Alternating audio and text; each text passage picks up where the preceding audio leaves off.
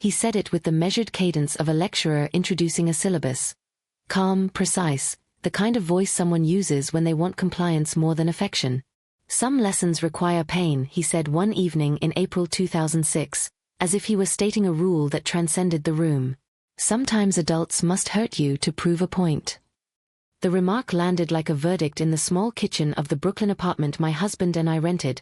The refrigerator hummed in a steady low register, a neighbor's late-night television murmured through the shared wall, and the words opened a space where I felt both diminished and dangerously exposed. That evening was ordinary in almost every material way. The apartment was modest, a two-room rental with a thrift store table, a well-loved couch, and the kind of windows that framed the city in small panes. In the spring of 2006, Brooklyn was already in the midst of a transformation that would become much more visible by the end of the decade. Storefronts were changing hands, coffee shops were multiplying on corners where bodegas had long held sway, and new parents with strollers navigated sidewalks that had once been the exclusive domain of older residents. Our neighborhood carried this tension in its weathered stoops and fresh paint alike. We lived there with the unease of people trying to preserve a private life in a borough that was remaking itself. He was older than I was. There was a generational tilt to his voice. Age can lend weight to a sentence simply by owning the room. When he left, my husband turned to me with the careful look we had learned to give one another. A look that conveyed curiosity and quiet exhaustion in equal measure. He asked, almost in a whisper, what it meant to forgive. It was a question that required a precise answer, not because we were philosophers but because we were practice makers. Forgiveness would not be an abstract ethic in our home, it would be a policy. I remember my reply with a specificity that surprises me now because I had been carrying that answer for years, shaping it during the thin hours between work and sleep. I told him, slowly because the words mattered, that forgiveness was not a magic eraser. It was not a retroactive pardon that scraped history clean. Forgiveness, I said in that tiny kitchen on April 17, 2006, was a deliberate choice, an act of lightening one's load so that one could move forward. It was strategic. It was for the future self, not an open invitation for future harm. Forgiveness did not mean sanctioning the right of someone to wound you again. That distinction mattered. It was the difference between endurance and surrender. Those early conversations after we drew that line carried a clinical tone because we were learning to be methodical about safety. The intimacy between a child and adult involves not only affection but power. Once you recognize power's capacity for harm, you also recognize the need for structures to limit that harm. We set rules with the pragmatic clarity you'd expect from two people who had recently discovered the hard edge of familial expectation. Contact would be allowed only when respectful. Visits would occur only under terms that felt secure. Apologies, if offered, had to be genuine and accompanied by demonstrable change. We had no confidence in grandiloquent phrases. We wanted practice, evidence, not sentiment. Those rules were not plucked from a self-help manual but from a simple arithmetic of protection. What patterns would we allow to touch our son's childhood? His sense of safety could not exist as a theoretical good. It had to be woven into the daily atmosphere, the background music of ordinary life to which he would eventually learn his steps. We curated that atmosphere deliberately and precisely. We measured boundaries in small increments. How we answered calls from relatives, how we left the door on the latch when visitors arrived, how we taught our son to name feelings and to seek an adult when he felt unsafe. Our rituals were scheduled like small sacraments. Every Sunday evening at 9 p.m. we sat at the tiny dining table and spent 30 minutes diagnosing the week. We called it the check-in, and we spoke its name as if to make it sacred. Those sessions were not dramatic. They were maintenance, the tightening of screws, the oiling of hinges. We reviewed what had occurred with relatives, noted how messages landed, and asked whether our rules held. Over time the rule was the ritual and the ritual became the scaffolding of trust. In the early months we kept meticulous records, lists jotted in the backs of notebooks, timestamps of calls, the tone and content of messages. We were not trying to create evidence for a tribunal, we were trying to form a baseline from which we could judge future behavior. Which comments crossed the line? Which were slips that could be forgiven? What constituted proof of change? These inventories were not solely forensic, they were exercises in learning how to notice nuance. We learned to identify old patterns. My mother's instructive tone, practiced and sharp as a dial, and to name our own reflexes, the gestures of accommodation we had offered because deferring had often felt easier than sparking conflict. Those late-night inventories tightened the bond between my husband and me. He became less an ally by accident and more a deliberate partner in guardianship. He was my sleuth in the delicate work of protecting a family, my steady hand when I bristled at an old cadence in my mother's voice. The weekly half-hour was a compact, a covenant to move together, to refuse unilateral decisions that might expose our child to harm. We did this while living in Brooklyn at a moment when the borough itself was changing shape. In the mid-2000s, neighborhood stores folded and were reborn, new parents arrived in stages, and conversations about school districts and commuting time began to temper the casual assumptions of earlier generations. Rents were climbing, and the city's shifting economy, still smarting in places from the dot-com bubble and soon to be shaken by the global financial crisis of 2008, made the act of staying put feel like a choice full of consequence. Our apartment was modest, yes, but it was also a place we chose to invest in, an ecosystem for our family's emotional survival.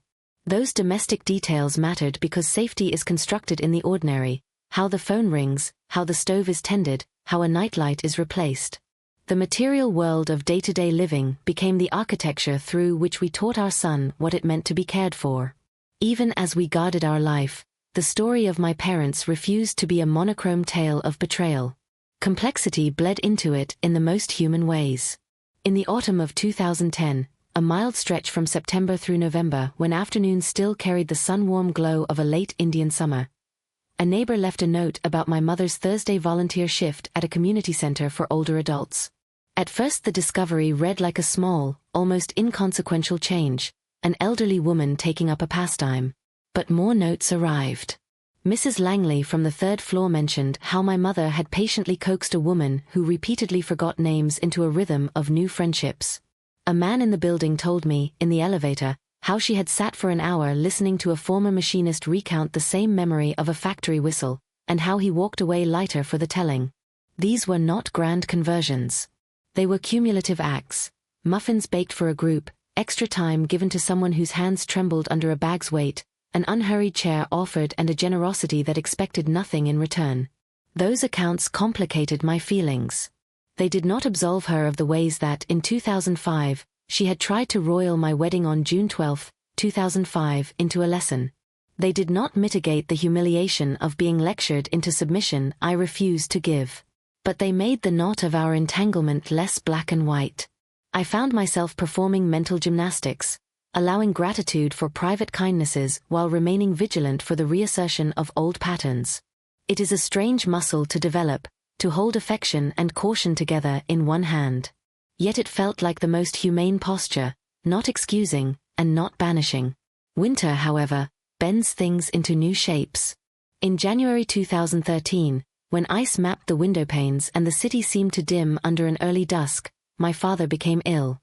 The early weeks were filled with a clinical procession, blood work with numbers sliding imperceptibly, imaging studies whose black and white slides offered a strict vocabulary, and neurological consults that sounded like diagrams sketched in shorthand. We sat in rooms that smelled of antiseptic and burnt coffee, while physicians offered sentences calibrated to be neutral. Then, between neurologist diagrams and a small folder of written notes, a new chapter opened, one that demanded a kind of caregiving I had not imagined returning to. Our rules did not evaporate because illness had arrived, boundaries were not conditional on convenience. But illness has a way of softening edges you've learned to harden. I took my husband and our son to the hospital one snowy evening in January. The snow had fallen into a hush, and the corridors glowed under sodium lights that felt both clinical and melancholic. Our son, small and convinced of the curative power of stickers, brought a sheet of cartoon adhesive shapes. He sat on a vinyl chair by my father's bedside and offered a bright dolphin as if it were a tiny act of repair. For a moment the room became, in the French phrase, a lieu de mémoire, a place of memory, where a child's faith, that kindness must be enough, seemed almost sufficient. My father, diminished in ways memory chafed against, told halting stories, a summer fishing trip when he'd been young, the name of a dog he loved but could only half locate on the map of his life, a lake whose edges blurred in recall. Then, in a voice that was not fashioned for contrition but quiet and factual, he said an admission I had never heard from him before. I was afraid, he said. I was afraid of looking weak. Sometimes that fear came out as anger. Hearing that single word, fear, was like watching a hinge open inside me. For decades his anger had read as a shield, a hard geometry that defined many of our exchanges. To name fear as its engine made the shield suddenly brittle in a way I had not permitted myself to recognize. The admission did not absolve him. I did not forget the wedding that had been undermined, nor the ways he and my mother had tried to lecture me into submission. But the naming of fear provided a new frame. It allowed me to hold two truths. He was a man who had hurt me, and he was a man frightened by vulnerability he could not disclose. What followed was a slow negotiation across months and then years. There were days of quiet curiosity. My father asking with tentative warmth about the books my son loved or the games that animated his afternoons. There were other days when reflex returned with efficient cruelty, cutting jokes, remarks about how I ran my home that undid the advance of trust. Each encounter was a test. I discovered I could accept more of him when the baseline of our interactions included both recognition of wrongdoing and an attempt, however imperfect, to be different. Sometimes he apologized for a barbed comment and, the following week, offered the same style of humor again. That is the nature of human repair: inconsistent, partial, ragged progress rather than a clean, upward arc to perfection. As his illness progressed through 2013, the hospital corridors thickened into places where time folded inward and nights multiplied. I spent more evenings at his bedside than I had imagined I would spend with the man who had once been part of the structural architecture of my childhood. Those nights were intimate in ways I had not expected. We traded small certainties: books one had read long ago, recollections of the narrow lanes of the town where we grew up, the cheap radio in the corner that caught a song and made him hum as he had when I was a child. One evening, leafing through a small cardboard box, I found the photograph he had given me when I was 7, a sun-dulled image of a child with a crooked smile that suggested both joy and an unarmored vulnerability. I brought that photograph into the fluorescent-lit hospital and held it for a long time.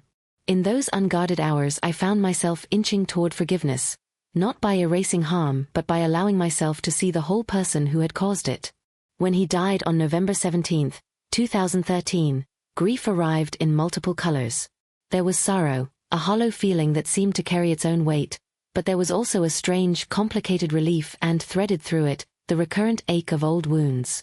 At the funeral, people offered the customary encomia: he was a good man, he loved his family, we will miss him. When my turn came to speak, I chose honesty with restraint. Funerals are neither confessionals nor platforms for retribution. I wanted my words to be true without being cruel. I said my father had been a kind of teacher, though not always in benevolent ways. I named his virtues, his steadiness for others, his work ethic, alongside his failures. I spoke also of the last years when we had tried, imperfectly, to be better with one another.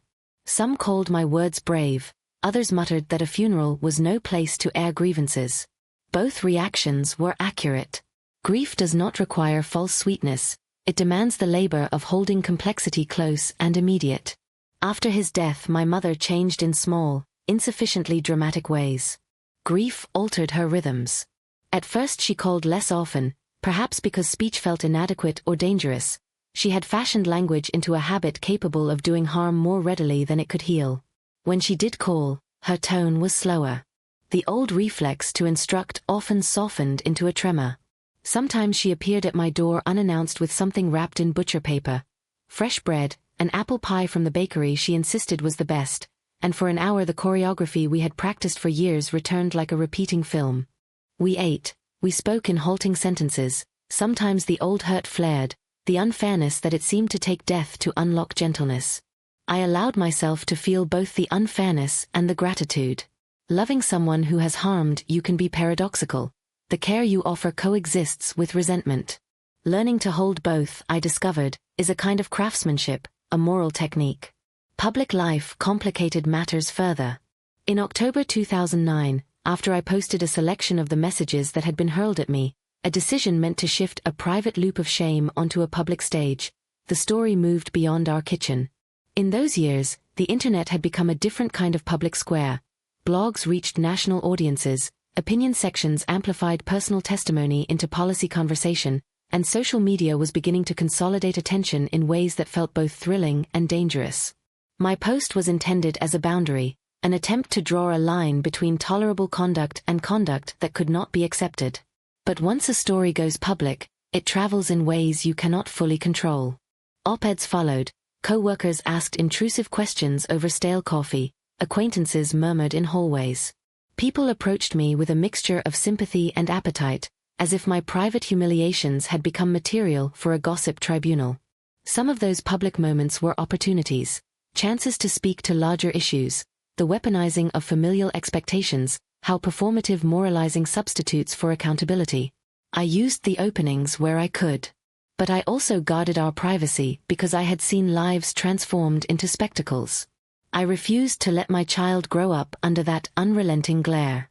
That decision, to expose certain things in public while keeping others private, did not come without cost. The exposure forced my parents into conversations they might otherwise have shifted into passive aggression, and it burned some bridges beyond repair. Relationships were scorched that might have been rebuilt in years. There are few clean answers in these matters. I accepted those costs because the alternative, allowing a toxic pattern to persist in the name of family cohesion, offered no moral comfort. The idea of teaching someone to accept humiliation as education felt corrupt. I would not allow that pedagogy to be enacted on my child. We calibrated what we told our son to his age and capacity. He required a truth measured for a child. We wanted him to know enough to be safe and wise without growing armored in bitterness. Once, when he was 7 and we were building a wooden town on the living room floor, he asked simply, "Why weren't Grandma and Grandpa at our wedding?" I answered plainly, that some grown-ups had tried to teach me humility in ways that hurt me, and we chose not to accept that. He listened with the single-minded attention children give small mysteries and then returned to his trains. Over time the story became one among many in the household lore, a narrative taught not from lecture but from example. We practiced kindness and integrity, letting those habits instruct more than resentment. Time, as it does, moved forward, anniversaries arrived and held their own power. On June 12, 2015, the 10th anniversary of our wedding, the morning light filled the kitchen. In my mailbox lay an envelope with handwriting that pressed into the paper in a way I recognized as my mother's. Inside was a messy, handwritten letter that did not read like a polished public statement but like someone trying, after years of being an imprecise mechanic with language, to put a life into sentences. She admitted fear, shame, and envy, words that had once been unspoken behind her directives. She wrote she had sat in groups, read books, and attempted to understand where those impulses came from. She asked, in effect, for permission to keep trying. I read that letter at the kitchen table that afternoon, sunlight warming the page, and felt both grief and relief. The letter did not erase the past. But it made continuing possible in a way that felt less like limping and more like being able to walk forward. Small rituals of repair accumulated over the following years because rituals have a conservative power, they conserve habits of kindness.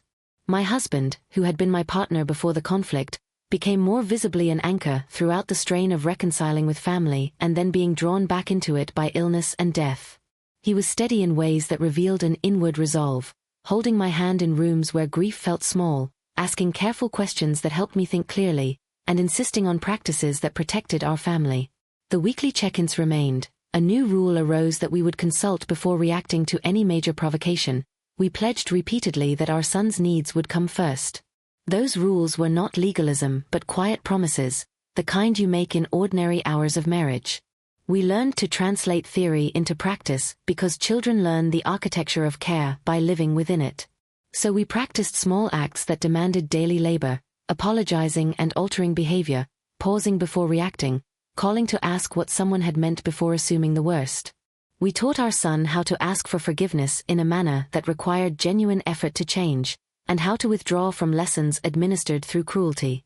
The principles sound simple, yet they are difficult disciplines. Modeling them required consistency and discretion. The ordinary scaffolding of a family, Friday night soup, birthday breakfasts attended out of desire rather than duty, the weekly check-in, was built from these small habits. There were moments when the past flared unexpectedly. Missed birthdays, unrepeatable years of life, words that could not be unsaid, these return like muscle memory. Some days the old ache surfaces as if it were a fresh bruise. But those moments no longer define the whole. They have become nodes in a broader map. Slowly and without fuss, we built a life that includes friends who are careful with one another, neighbors who have become like siblings, and rituals that help the home feel steady. Those anchors are the scaffolds on which safety is constructed. When colleagues questioned me about why I had exposed my parents in a public forum in October 2009, I answered with a double-edged truth. There is no universally right response. Public exposure can force necessary conversations, create consequences that lead to repair, and prevent patterns from continuing in private. It can also make things irrevocable. Some relationships end that might otherwise have evolved differently. I accepted those costs because the alternative, letting toxic patterns persist for the sake of appearance, offered no moral comfort. I refused to let a lesson be taught on my children's backs. There were, and remain, people in our lives who never changed. Some relatives continued to orbit around their own needs in ways that caused harm. With them, peace did not come in reconciliation but in accepting calmly that certain people are fixed in versions of themselves. There is dignity in naming your limits and protecting your child from patterns that have no inclination to alter. Setting those boundaries is not merely self-respect, it is a moral duty. When I imagine the woman I was before that wedding on June 12, 2005, I see someone who expected unconditional love and believed parental approval to be ultimate currency. I do not miss that naive hunger, and yet I mourn the bright parts of that person, unguarded delight, unlearned boldness. The work is not constructing walls so high no warmth can enter. It is building doors you can operate with discernment. Open them for those who bring warmth, close them on those who would chill you by way of humiliation. That posture changed how I live. Humility, to me now, is not self-abasement.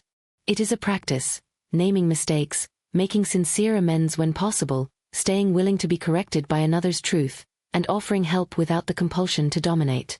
Life has quieted in ways I cherish. There is less theater and more presence.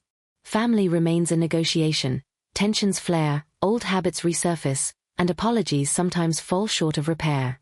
But I have learned to enter those negotiations with rules that protect and with compassion that does not betray.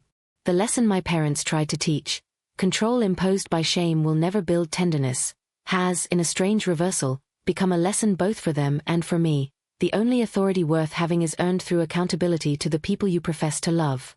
I do not know what decades hence will bring. Our son will grow and choose his people. My parents are becoming memory, story, an occasional photograph taken on a bright day. For now I hold the present like a ceramic bowl cupped in both hands, valuing its smoothness, mindful of its fragility, aware that the people who once taught me through shame were actors in a larger play whose script we can, in part, help write. If you find yourself at the crossroads of betrayal and forgiveness, know you have permission to insist on boundaries. You have permission to demand evidence of change and to hold grief and compassion at the same time. You may choose rightly to pick up the pieces of your life and arrange them so the people you love are safe without asking them to prove their worth through your pain. For me, the truest reclamation was not merely surviving the lesson they tried to teach but living a life I would have chosen regardless of their approval. That life, quieter, fuller, kinder, has been constructed from small rituals of care and from rules that protect those I love. Humility in our household has become a daily practice. See clearly, apologize sincerely, and change. It is the ordinary scaffolding of a family that knows how to love without sacrificing its own safety. My husband's role in the public episode of October 2009 is worth specifying because the truth was not an instant revelation but the end of a careful, sometimes painful, line of inquiry. He found the material in the spring and summer of that year. Emails between my parents and a cousin, a photocopy of a note that had been passed in a church meeting, a voice memo that caught my mother rehearsing phrases she later used when she arranged for people not to attend. Those things, taken together, formed an architecture of intention. Alone, a single text might have read like a momentary lapse. Together they read like a strategy. He knew that showing them to me would force a choice I had been avoiding, address the conduct publicly, or let the pattern continue in private. We had married on June 12, 2005, with a handful of close friends and family. We had believed then, as many do, that familial disagreements could be negotiated in private. But the pattern of deliberate exclusion, published, organized, explained away later as a pedagogical exercise in teaching humility, meant that my wedding became a lesson administered by other people's control. The discovery in 2009 made visible what had felt invisible in 2005. The boycott was not an accident of circumstance but a coordinated act meant to teach me a lesson by denying me presence on a day of significance.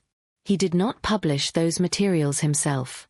He handed them to me, and then to the friends who advised me about the risks of taking a public stand. We weighed October 2009 not as a dramatic deadline but as a moment in which the public scrutiny of our small town, and of the blogosphere that then still felt like a new public square, might force accountability. The piece I wrote, informed by the documents he had coaxed into daylight, was not vengeance. It was a public-facing demand for explanation from people who, in private, had cloaked moral control in piety. I made a conscious decision to leave out private confessions that did not advance the larger point. He and I decided then, what was ours to use and what should remain private. For a while after the publication, the household felt exposed in a way I had not anticipated. That first winter after October 2009 there were cold afternoons where a city bus would pass and I would imagine faces on it, reading the piece, recalculating what they thought they had known about me. Columns and comments followed. In some corners the tone was punitive toward me for airing family laundry. In other corners it was outrage on my behalf.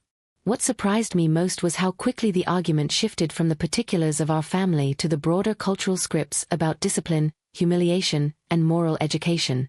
It was as if our small quarrel had plugged into a larger grid of anxieties about authority and the right to command another's shame. That grid had its own chronology. In 2009, social media was a growing engine for reputational power. In 2012, the platforms had reshaped how collective judgment formed. By 2016 the conversation about public shaming had moved toward debates about cancel culture and restorative justice. Our family's story threaded through each of those moments, sometimes amplified, sometimes receding. I became aware, in looking back on those years, that there were historical rhythms to how private betrayals became public narratives, patterns that predate any one platform or decade. Families had always used shame as currency. The new element was speed and breadth of broadcast. The consequences were more visible and sometimes more lasting. Between October 2009 and June 12, 2015, the household learned to steady itself in the thrum of aftermath. We had our son to center us, the small boy who once asked about grandma and grandpa at 7, who learned the contours of dignity by watching us model it. He became a measuring rod for our decisions. By 2015 he was older, able to hold more nuance in his questions, and we calibrated our explanations accordingly. We explained on that 10th anniversary that our choices had been about protecting him and teaching him how to erect boundaries that honor both truth and mercy. My mother's letter that arrived on June 12, 2015, read as a turning point precisely because of where it landed in the chronology. 10 years after June 12, 2005, and 6 years after the public piece, she admitted fear, envy, and shame, words that had been absent in the directives she once issued. Her attempt to articulate the roots of her behavior felt like the first time she had allowed herself to be the subject of a moral inquiry rather than its administrator. She did not absolve herself, nor did she ask for forgiveness as a commodity. She asked for permission to try again, a phrasing that placed the burden back on me in a way that felt heavy and, despite that, oddly respectful of my agency. What followed was not a romantic reconciliation but a slow negotiation. Between 2015 and 2018, we created a structure for minimal contact that allowed for ritual and for refusal. We agreed to meet in neutral spaces on birthdays when the hurt felt rawest. We accepted phone calls that were scheduled and brief. We refused to enter into moral tests dressed as family counseling. We attended one session of family therapy in the autumn of 2016. The therapist, who had years of experience with boundary disputes, helped us identify patterns of moralizing and suggested practices to substitute. She recommended a reading list, books that moved from shame to accountability, and, more practically, exercises that required each person to list specific harms they had caused and the concrete steps they proposed to right them. The exercises were clumsy at first and sometimes performative, but over time a few small acts of restitution occurred, letters sent without expectation of reply, small gifts of remembered preference, an offer to pay for a necessary dental procedure for someone close to us without announcing it to the world. Not all bridges repaired. There were, and remain, relatives who continued to orbit around the same needs and whose apologies never moved beyond sentence structure. Some relationships closed without ceremony, others remained open but with strict new rules. We learned that boundary making has its own etiquette. Call before visiting, ask rather than assume, let requests be explicit rather than veiled in duty. These rituals, workmanlike, often dull, kept intimacy from collapsing into humiliation. Illness entered the family in its own season. In the winter of 2017, my father suffered a stroke that left him diminished in ways that reckoned with time and power. The illness did not read like the moral lessons he had once deployed. Instead, it revealed the contingency of health and the moral necessity of care. We found ourselves navigating hospice conversations in early 2018, measuring what we would do and what we would withhold. His death in May 2018 was not like the dramatic scenes of reconciliation one sometimes reads about. It was a small, quiet slipping away, attended by a handful of people who had crossed the line into care. The boy who had asked about the wedding at 7 stood beside me in the room, an adolescent then, learning the vocabulary of grief and the adult practice of presence. After my father's death there were necessary, sometimes awkward, conversations about inheritance, about funerary rites, and about what we would tell the next generation. A will revealed a few details that confirmed patterns of favoritism that had been explained away as tradition. We accepted what we could within legal bounds and refused to litigate what would only have made the grief more absolute. The legal questions, estate details, property transfers, were resolved in the calendar year of 2018 without spectacle but with the same steady insistence on institutional process we had used since the October 2009 public peace. My mother, who had written that messy letter in 2015, outlived my father by several years. Her health declined more slowly. By 2020 she was living in a care facility that specialized in geriatric care. We visited according to rules we had set together, short visits, scheduled, always accompanied by one of us in whose presence the child felt safe. The pandemic in 2020 imposed a new layer of complexity. There were months when visits were limited or conducted through glass, and the enforced distance made some resentments harder to perform and some reconciliations simpler. When she died in the spring of 2021, it was with small reconciliatory notes, a letter left on a bedside table, unspectacular promises honored, a last conversation in which she said, at one point, "I tried to fix what I couldn't name." I told her, truthfully, that she had done both harm and some good, that she had taught me things I would not replicate. The admission felt like an accounting, not a eulogy. Every death alters the narrative a bit. It closes certain conversations and opens others, especially those that reckon with legacy. After 2021, we began to curate what of our parents' story we would carry forward. For our son we decided, again, that the story must be honest without being vengeful. He was old enough now to hear details about what had occurred in 2005 and 2009, about the role public exposure had played, about the small acts of repair and the limits of those acts. We told him the chronology plainly: our wedding on June 12, 2005, the discovery of emails and the public peace in October 2009, the letter from his grandmother on June 12, 2015, his grandfather's stroke in 2017 and death in May 2018, his grandmother's death in spring 2021. He learned names of dates the way children learn to orient themselves on maps. They place them and then they can find themselves. Alongside these chronological notes, we taught practices. He learned to insist on consent, to refuse lessons dressed as humiliation, and to ask for apologies that included a plan for change. We taught him to read for intention as well as for action. Did someone apologize to unload guilt or to change behavior? We taught him to value accountability that asks for work rather than simply for words. These were habits practiced over ordinary days: asking rather than assuming, pausing before punishing a friend, refusing to make jokes at someone else's expense. We modeled them when we were tempted to retaliate with social barbs. We modeled them when we chose to step away from relatives who offered performative penance without structural alteration. The public conversation around our family shaped other moments in odd ways. Invitations that might once have felt automatic, weddings of cousins, school recitals, church functions, became occasions to exercise the rules we had articulated. In 2019 we declined an invite to a cousin's wedding because it would have required sitting at the same table with a person whose behavior had never changed. We explained that decision directly and without venom. Some people admired our clarity, some called us cold. Those criticisms felt like part of a larger cultural choreography about what families owe each other, and we continued to choose the small, often lonely, work of consistency. In the years since, 2018 through 2024, my husband and I have rehearsed a different set of conservations, about how a life story should be curated, rather than performed. He wrote little essays in private folders about what it meant to find and disclose the documents in 2009. I wrote too, sometimes as a way to clarify when the public had questions again. We did public talks, but sparingly, preferring classrooms and small gatherings over talk shows. We wanted our son to see the difference between spectacle and careful witness. We also wanted to make sure that the public episodes did not fossilize into the only way people knew us. People tend to prefer single narratives: the injured daughter, the righteous exposer, the redeemed parent. Life refuses simplicity. What I have come to value, more than any tidy moral, is a practical humility that is taught by service rather than by shame. The phrase my parents once used, "teach you humility," was a one-way street designed to lower me. The humility I practice now is two-way. It asks me to reckon with my faults, and it asks those I love to alter behavior that harms others.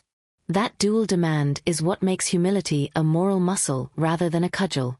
As I plan how to tell this story to future generations, I remain attentive to the ethics of transmission. Stories have momentum, they teach. They can instruct care, or they can be recycled as weapons. The narrative I keep for my son is anchored in dates because dates are honest. They can be checked, verified, and placed within a timeline that resists myth. The dates remind him that people are fallible in time and that accountability can take years. They also remind him that the work of repair is slow and sometimes incomplete. There are chapters yet unwritten. There will be moments when he reconciles or parts ways with people we cannot predict. He will encounter his own moral tests, schools of thought that try to define him by their metrics. He will no doubt face occasions where someone will suggest that shame is an effective teacher. When that comes, I hope he will remember the seasons we have lived through: June 12, 2005, October 2009, June 12, 2015, the winters of illness and the small funerals that followed. I hope he will remember that the strongest form of authority is earned in ordinary actions and that humiliation administered by those who profess love is always suspect. Our story is not over. We carry the fragments of that earlier life, letters, emails, small ritual objects, like evidence in a case that is still being argued in the courts of our private conscience. The husband who exposed the documents in 2009 remains my partner not because of a single discovery but because of the steady labor that followed, the meetings with therapists, the quiet refusals, the modeled apologies, the decisions to protect a child. The chronology of our lives, marked by dates, by small rituals, by the plain arithmetic of birth, illness, and death, continues to instruct us about the kinds of adults we want our son to become, and about the kind of people we wish to be in the years to come. In the autumn of 2022 we began to formalize what until then had mostly been domestic practice, a cataloging of letters, emails, and small objects that had accrued as evidence, as keepsakes, and as the kind of talismans family histories generate. In November 2022 I sat at the kitchen table with a stack of boxes that contained copies of the October 2009 public piece, the printed emails my husband had found that year, the messy 2015 letter my mother had written and later left on a bedside table, and a handful of photographs that marked births and funerals. We made an inventory, date, provenance, brief description, and dated that index, November 14, 2022. The date was not meant as a monument but as an accounting. We filed the originals in a steel box, and scanned copies into an encrypted drive. The practice of making things legible in time felt, finally, like an ethical act. It allowed us to point to evidence without making it performative and to teach our son how to read a past that was neither mythologized nor merely weaponized. In the winter of 2022 to 23 the work of public memory pressed on us in quieter ways. Old search results surfaced in unexpected places. An article republished on an archival website in February 2023 drew traffic from people who remembered 2009 as a scandal and wanted updates. We responded with the same rule we had rehearsed since 2018, answer when it clarifies, decline spectacle when it is not necessary. My husband, the same one who had exposed the documents in 2009, agreed to a single interview for a podcast in March 2023 aimed at students of journalism and ethics. He spoke, as he had in the earlier small gatherings, about procedure as much as motive, how verification is a duty, how shame is a temptation, how accountability requires follow-through. The interview was recorded in a classroom rather than a studio. The audience was composed of 30 undergraduates, and the conversation stayed granular and procedural. Afterwards, a student thanked us for showing that publicness can be a careful act, that responsibility need not be shorthand for vendetta. That response felt like a modest vindication of the path we had chosen. Our son's schooling provided the next set of chronological markers. He himself began to mark time by academic years, and the rituals of school, report cards in June, parent-teacher conferences in October, a science fair in April, became the rhythm by which we measured recovery and stamina rather than scandal. In June 2023, after a school year in which he had grown more vocally attentive to issues of fairness and consent among his peers, he asked if the June 12th anniversary could become something other than a day when grudges might ignite. We agreed that the date, which had once been the site of a wedding and later the date my mother chose to send that 2015 note, could be repurposed. Beginning in 2024, we instituted what we called, privately, and without pomp, June 12th lessons, a family meeting of an hour in which we reviewed one practice of consent, one example of an apology that included a plan for change, and one act of service. The ritual was small. Sometimes it was a conversation, sometimes a letter we wrote together to an organization doing restorative work. It was also chronological, in the sense that it reaffirmed what months and years had taught us about incremental repair. Between 2019 and 2024, we had declined invitations that would have required proximity to relatives whose behavior had not changed. That pattern continued. In September 2023, a cousin announced a funeral that my side of the family expected to be well attended. We weighed it publicly and privately, and ultimately decided to attend only the private graveside service and to skip the luncheon where certain relatives would likely repeat old moralizing behaviors. We documented our decision in an email sent on September 8, 2023, sharing the rationale with close kin. Those peripheral acts, deciding which ceremonies to enter, where to sit, whether to offer a handshake, became, over time, an etiquette that preserved dignity and reduced the likelihood of humiliation. They were small, time-stamped acts of boundary-making. The pandemic's lingered effects in 2020 made us more cautious about bodily presence. By 2024, the social anxieties it had produced had partly receded but had left behind some durable habits. We continued to phone more, to ask before visiting, to prefer outdoor meetings in warmer months. When my mother's illness accelerated in the spring of 2021, we had learned these practices by necessity. When other relatives asked why we had been careful, why we had set up rules for visiting her care facility, we told them plainly, and with dates: February 2020, when visits were restricted, spring 2021, when we spoke at her bedside. The timeline offered a frame that reduced argument. It was harder to moralize when you could point to a calendar. In 2024, we made a decision about the material archive. On May 3, 2024, we signed paperwork to deposit a sealed box in a small private archive that allowed restricted access for families. The terms were explicit. The box would be opened only at a time we specified, or if legal necessity required it. We wrote an addendum, dated and notarized, that explained the contents and our intent for future readers, that the documents were to be read as an educative tool rather than as a means for posthumous judgment. The choice to move papers from a kitchen drawer into an institutional chest felt like transferring from raw memory into curated history. It was the same impulse that museums exercise when they accession items to a collection, the desire to preserve, to contextualize, and to set a controlled date for disclosure. Our public engagement, restrained since 2009 and carefully managed since 2018, became more intentional. Between 2020 and 2024, we gave a handful of talks in classrooms, at professional conferences, and at small civic gatherings. We appeared where the format allowed extended discussion, 90-minute seminars, not 15-minute soundbites. In October 2024, I accepted an invitation to teach a short course on ethics in memoir writing at a university program that specialized in narrative nonfiction. The course convened from October 6 through November 17, and the syllabus we designed emphasized chronology, consent for subjects, and the ethical use of documents. The students were mainly graduate writers and journalists, and their questions often circled back to the same knot: when does public exposure become a duty, and when does it become cruelty? The question had been the axis of our lives since October 2009, and answering it in a classroom demanded the same commitment to time, dates, sequences, and durable practices that had become our hallmark.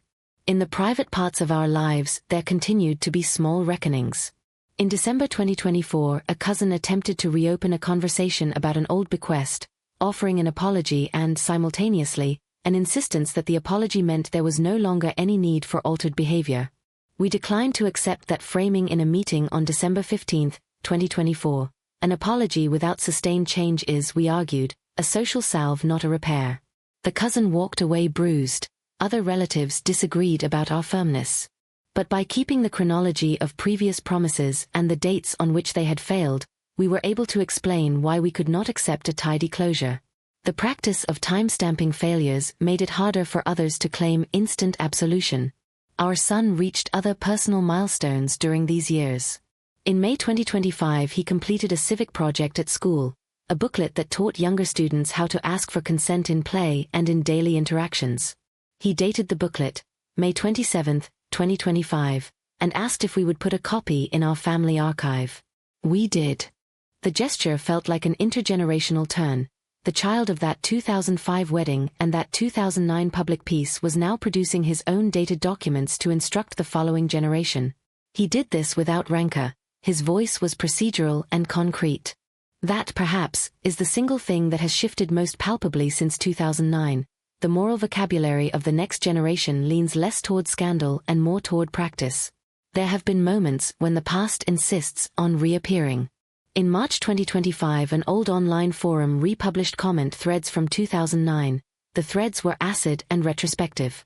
We debated for several meetings: March 1, 2025, March 8, 2025, March 14, 2025, whether to engage. The decision, again, was guided by calendars and by pedagogy. We wrote a public post on March 20, 2025 that explained our choices: to contextualize rather than to litigate, to teach rather than to inflame. The post was careful, it cited dates. People responded with mixtures of gratitude and skepticism. That is the steady pattern of public life. For every person who learns to convert humiliation into humility, others prefer spectacle. The moral work we have practiced has also demanded practical labor. Beginning in January 2023, we committed to volunteer hours at a local restorative justice program. We did this not to assuage public critics but to cultivate habits, regular, slow, often dull habits, of accountability we wanted our son to recognize as quotidian virtues. The dates of our volunteer shifts, logged on the program schedule from January 7, 2023 to the present, became part of our family chronology in the same way that hospital visits and school recitals had become. We counted hours instead of counting apologies. We tracked concrete changes in behavior rather than pronouncements. There were also quieter reckonings with the archive of language itself. The phrases my parents used, teach you humility, put you in your place, had shaped the first 16 years of my adult life, but we slowly learned to notice how those phrases performed. In the winter of 2024 I began, in journals dated January 2, 2024 and January 17, 2024, to map words against actions. When someone said, "I'm sorry," did they then alter who they called, whom they consulted, whom they hired? Did the apology change the material conditions that had enabled harm? The mapping exercise was pedantic but revealing. Often, the sentence ceased where the behavior did not. We used those journal entries, in turn, when teaching our son to read for intention. By mid-2025, the practical humility we had cultivated felt like an inherited muscle rather than a theoretical posture. We could see it in small decisions: the way our son asked friends before sharing photos, how he corrected jokes that humiliated, how he chose language that prioritized consent. He did not carry an inherited grievance as a talisman, he carried a method. That method is chronological: notice harm, name date and specifics, request repair, accept work for change, and archive the outcome. It is not easy work. It requires time, patience, and a willingness to let some relationships close. There remain relatives who refuse to alter in the ways we have asked. They continue to orbit a need, to be seen as moral instructors rather than as co-laborers in repair. Some of these people sent cards with sentences that sounded like apologies on birthdays in 2022 and 2023. Others called in 2024 to ask for small favors while never addressing the larger harms of earlier decades. We documented these interactions, dates and brief summaries, in a ledger that now accompanies the family archive. The ledger is not a weapon, it is a record. It allows us to remember promises unkept without turning memory into a vendetta. Legal matters have not revisited us in court since the estate resolutions of 2018, but they have returned in the form of questions from journalists and the occasional legal scholar seeking information about precedent and ethics. We answered those requests selectively and always with dates: October 2009 for the public peace, May 2018 for my father's death, spring 2021 for my mother's. The insistence on chronology again serves as a guardrail. It structures answers and prevents narrative drift. As we move through 2025 and look toward 2026 and beyond, we continue to plan how the story will be taught. We have resolved that the archive will be open to our son at a time we mutually agree upon, and that when it is opened we will prepare a curriculum of sorts, a guided reading of documents with contextual notes, dates keyed to events, and exercises that translate apology into action. We also plan to leave instructions, dated and notarized, about how future readers should approach the materials, with curiosity, with an eye for repair, and with an unwillingness to weaponize grief. There are future reckoning points we know will come but cannot yet schedule. There will be anniversaries that will reopen old questions. There will be relationships that either thaw or harden as new decades change people's capacities. There will be new public debates about the ethics of disclosure, and in those debates our chronology will be one small case study among many. We have learned to accept that public memory moves in cycles and that private repair is a long arc. We have also learned that dates matter. They cut through denials, they ground apologies in time, and they provide a map for those who follow. When I tell this story now, marking the dates we have kept and the choices we made, I do so with an eye toward pedagogy rather than triumph. The husband who exposed the documents in 2009 is still the person I chose to partner with because of the steady labor that followed, the small, dated acts of care, the decisions to preserve and to teach, the refusal to transmute injury into spectacle. The chronology of our life: June 12, 2005, October 2009, June 12, 2015, the winters and springs of illness and death in 2017 through 2021, the years of careful public engagement from 2018 through 2025, continues to inform how we act what we hand down, and how we educate the next generation about the difference between humility as a cudgel and humility as a two-way responsibility that insists on repair. We continue to live into those dates, adding small entries, meetings, refusals, acts of service, that will themselves one day become the material of a future chronology, and we proceed knowing that the work of restraint and repair will require more time than we yet possess. By the end of 2025, our calendar had become an instrument of memory as much as of planning. We began to think of anniversaries not as opportunities for ritualized forgiveness but as checkpoints at which to reassess obligations. October would always smell of that first rupture, October 2009, and so it has become a recurring moment for review. We scheduled, quietly and without fanfare, a year of preparatory work leading toward October 2029, the 20-year inflection point. The plan was deliberate and dated. In 2026 we would consolidate the archive, in 2027 we would complete a curator's guide and a pedagogical packet, in 2028 we would pilot the guided readings with a cohort of graduate students and community partners, and in 2029 we would host a set of public conversations that centered repair over spectacle. Each item on that timeline carried a notation: who was responsible, what documents would be referenced, and the intended learning outcomes, because the practice that had kept us steady for 16 years had always been a practice of specification. The husband who had exposed the documents in October 2009 remained the fulcrum of this chronology, not because the exposé was an unalloyed triumph, but because of what followed. If October 2009 had been an abrupt action, then the decade that followed was the disciplined inversion of that abruptness: dates, logged activities, and publicly accountable work. In January 2026 we planned, for example, to sit down and reindex the chest of papers with him and our son present. The reindexing would be recorded with page-level citations, date stamps, and marginal notes that explained provenance and the reasons for inclusion or exclusion. We insisted on that level of precision because the chest had been the point at which private memory transferred into a public archive, and because future readers deserve to see not only items but the decisions that led to their preservation. We also resolved to expand the curriculum we had begun in November 2024.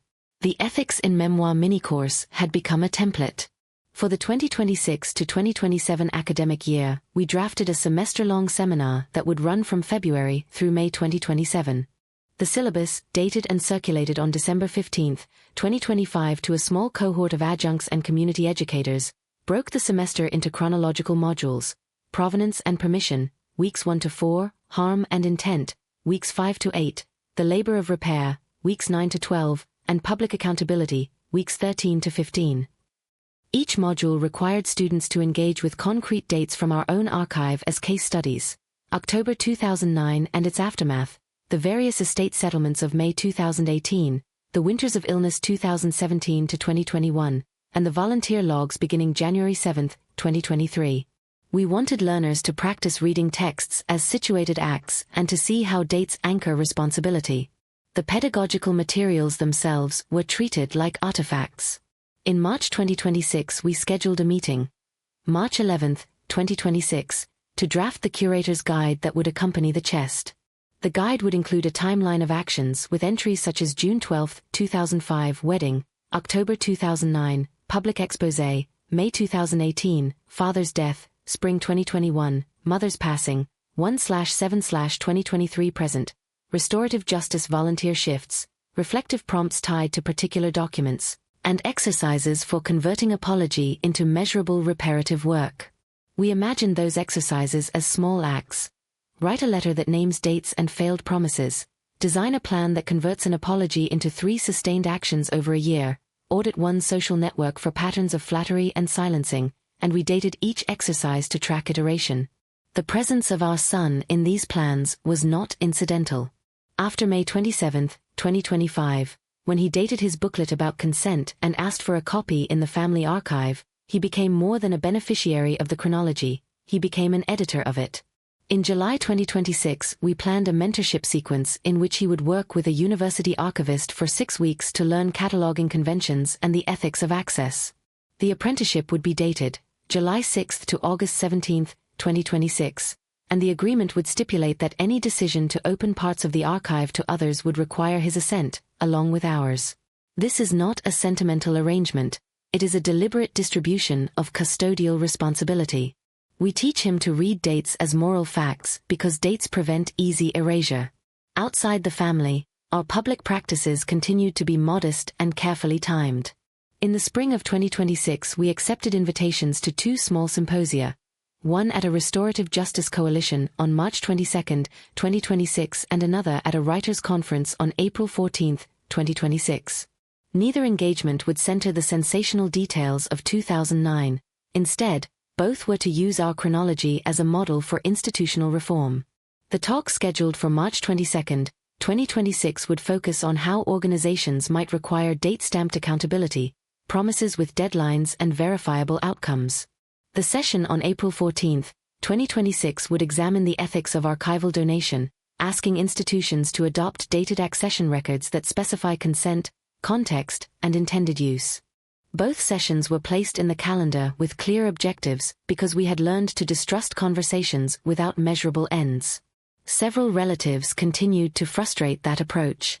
After the meeting on December 15, 2024 where we refused the cousin's attempt at a tidy closure, other family members tried softer tactics, holiday notes in 2025 and 2026 that phrased requests for reconciliation as neutrality. We responded, each time, with the ledger, a dated handful of interactions that showed pattern and recurrence.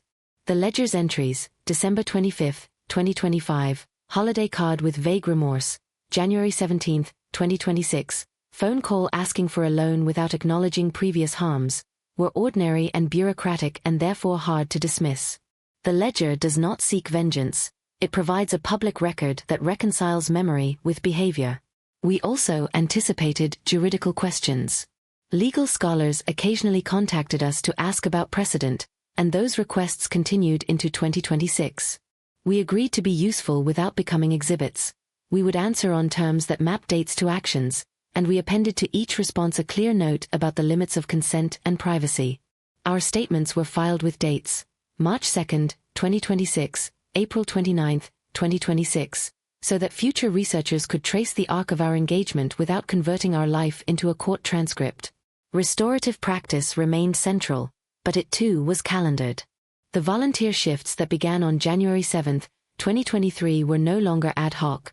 By mid-2026 we had a standing commitment to teach 2 workshops a quarter at the local program. These workshops, scheduled on February 12, 2026, May 7, 2026, August 13, 2026, and November 5, 2026, would be co-taught by our son when appropriate.